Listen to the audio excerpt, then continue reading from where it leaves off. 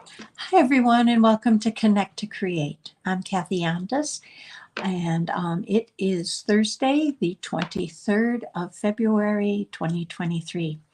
I'm excited to be here with you today and share the double embossing background technique. It's a super way to add some texture and some shine to your background. And I can't wait for us to get started. If you're new to Connect to Create, it is a collaboration between myself and a friend and another Stampin' Up! Demonstrator, Pat Fairless from Fairless Stamp and Flair. And our whole goal is each week to take turns bringing you a new technique that you can use in your paper crafting and card making. So without any delay, I am going to flip this camera down and we're going to get started.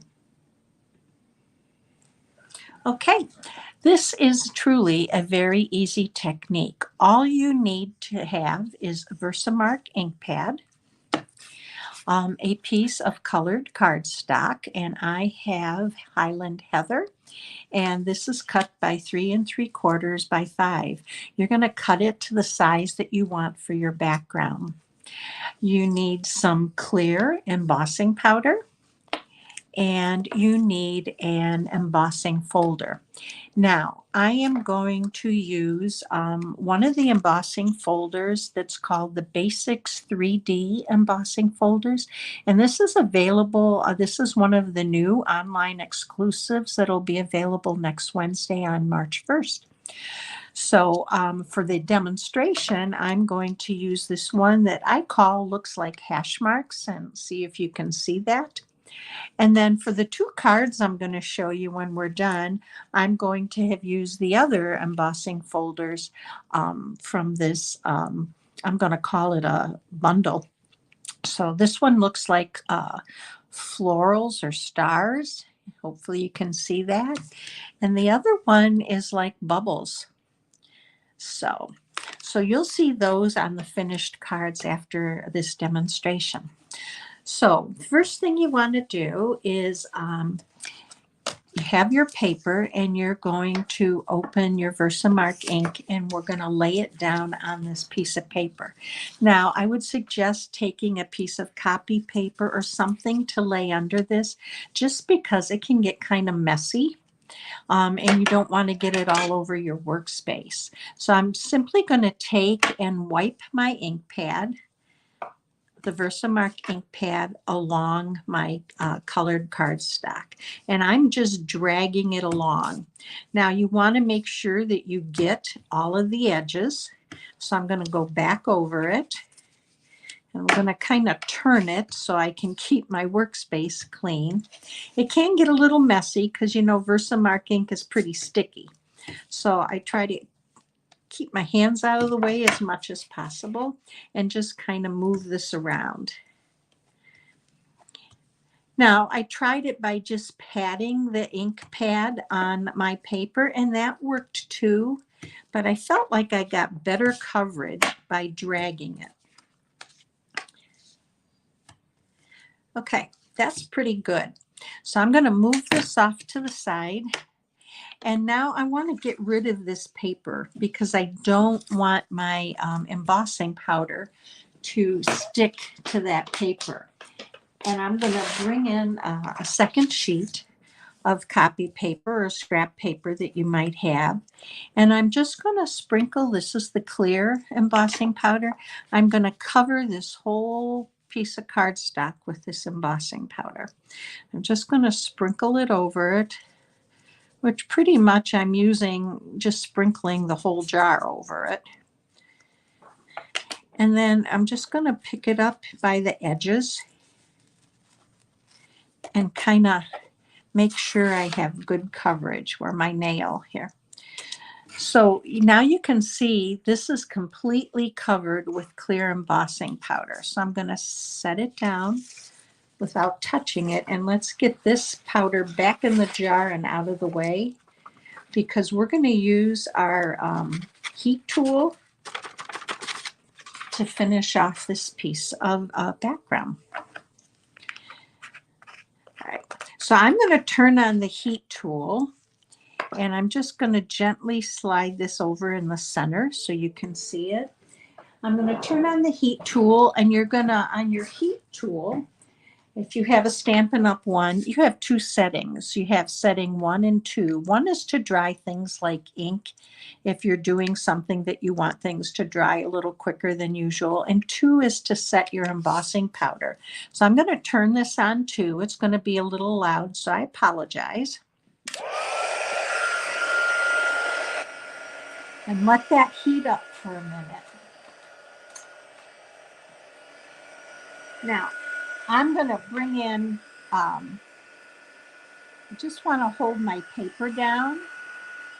So I'm just using my pick tool on one corner so that I don't remove any powder, and just kind of watch how that changes as that clear embossing powder sets or melts.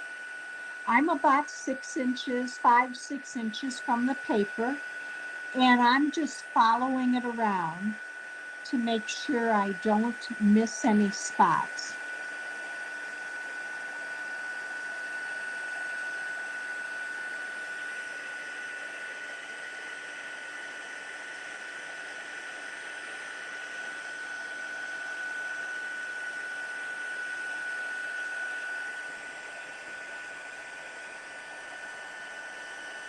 I think this is one of the coolest techniques. I love watching that powder set.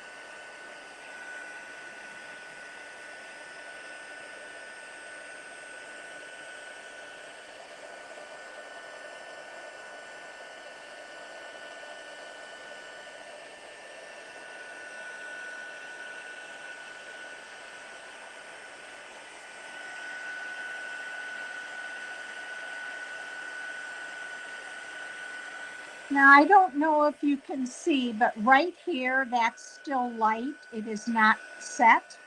I have another area right here where I'm pointing, so I just go back over and make sure that I set and heat all of that powder. And that looks good. So you want to be careful to get it all, but you also want to be careful not to overheat. It flattens your embossing powder, and it also can burn your paper. And I see one spot here, so let me turn this back on. There we go. Sometimes when you're doing such a large piece like that, you may not pick up on the light spots until you're done and pick it up. So this is now set. So now what do we do? Well, this is our first layer of embossing. So now we're going to take our embossing folder, and I'm going to set it in here, and I'm going to use, I always use the black lines to kind of line it up just to make sure it's straight. Oh, that's the front, so I want to turn it over. Sorry about that. Your front of your embossing folder is your deboss side. So you want your paper, if you're looking to use that side, which typically you do, you want the front of your paper to face forward. So now I'm going to bring in my cut and emboss machine, and it's going to be kind of close. But just because this is 3D, we're going to use plate number 1, which is our thick plate.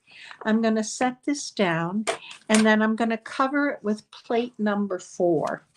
This is a 3D embossing folder. The other thing to be careful of is you always want the folded edge to go through first. Otherwise, you risk cracking your embossing folder. And I can speak from experience. I have done that before. So let's just run this through. Okay, and we'll get it out of our way. And let's see what we have here.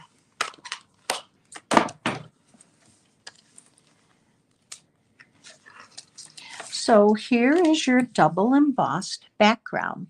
So hopefully you can see, look at that shine. Isn't that pretty? And you have the embossing there too. So hopefully you can see those hash marks. So that is double embossing. That's as quick and easy as they come. So let's set this off to the side, and I'm going to bring in two cards showing you this technique that I used. So this one I used Petal Park and Sentimental Park for this card, and my background is done with the stars or the floral of those 3 embossing folders that come out next week, and this is in Sweet Sorbet. So, isn't that just beautiful? I love that technique. So, this is the first card. And then let's bring in our second card. Our second card, I used Sending Smiles, that bundle. And I used Orchid Oasis for my background with the bubble embossing folder. So, and mounted it on Balmy Blue. So here is my second one. Let me turn it. Hopefully you can see the shine, but you can also see the bubbles on it. And this is my second card. And then I'll be using this for a third one at some point in the next day or two. But a super easy technique, double embossing, simply Versamark ink on colored cardstock, heat it, and then run it through your cut and emboss machine with an embossing folder of your choice. So I am going to bring this back to me. So I hope you enjoyed today's technique. I certainly enjoyed showing it to you. I hope you'll give it a try, and join us again next Thursday when Pat will be back with a surprise, showing you another technique to use in your paper crafting. I hope you have a great weekend, and we'll see you soon.